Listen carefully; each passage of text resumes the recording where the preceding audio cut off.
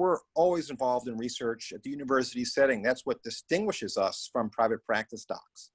And so I think people look to us to help find the next big treatment plan, the next big cure, if you will, just basically how to take care of patients better logistically or with medicines.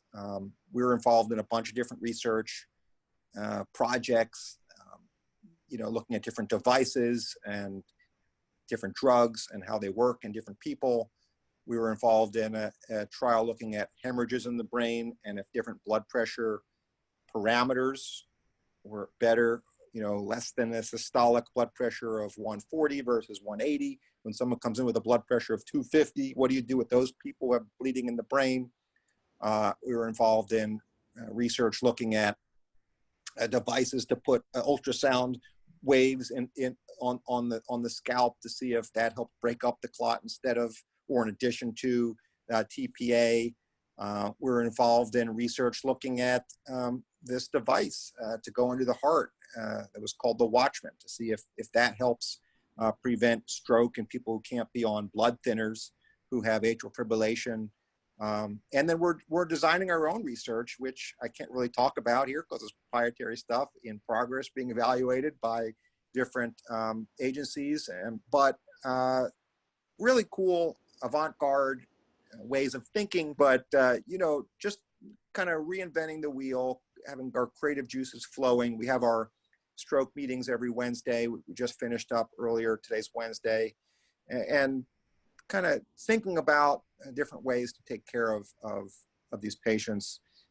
And we apply for grants from the government, from different agencies, from pharma, from device companies, whoever will be willing to fund our research. Research is expensive. It takes a lot of effort. People forget how much effort it involves. Team of people who are working with us, coordinators and nurses and other doctors.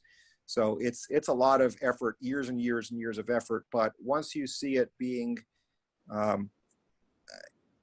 finalized, once you're able to publish about it, once you're able to go to the international meetings and stand on a platform and tell all of your colleagues from around the US and around the whole world, for example, is what we do at the International Stroke Meeting every year, or almost every year. Probably can't go this year because of the COVID, but the European meetings as well. I try to get to.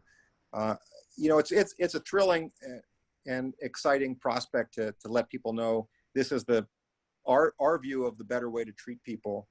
We just finished up a 6-year study called the ARREST trial, looking at a blood thinner called apixaban, Eliquis, in terms of how to use that early in stroke.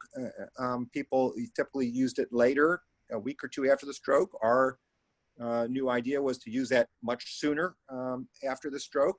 And the risk is, are people going to have more bleeding after the stroke with the blood thinners sooner, or are they going to be preventing more ischemic strokes from it? So, we have to look at all this stuff very cleanly, with very high rigor, with the biostatisticians, several of them analyzing the data every way of Sunday to make sure that it looks correct and make sure that it looks processed appropriately, and the p-values are either on target or not. And either way, we're going to publish what we find, and I think they're helpful, to say if this is a positive study, if it's a neutral study or a negative study.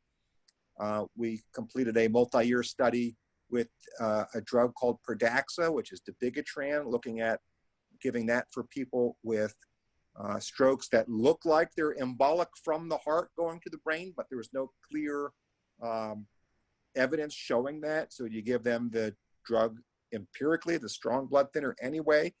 So there's a lot of different research we're involved in at the same time, enrolling patients, every day that we can. We see an eligible patient.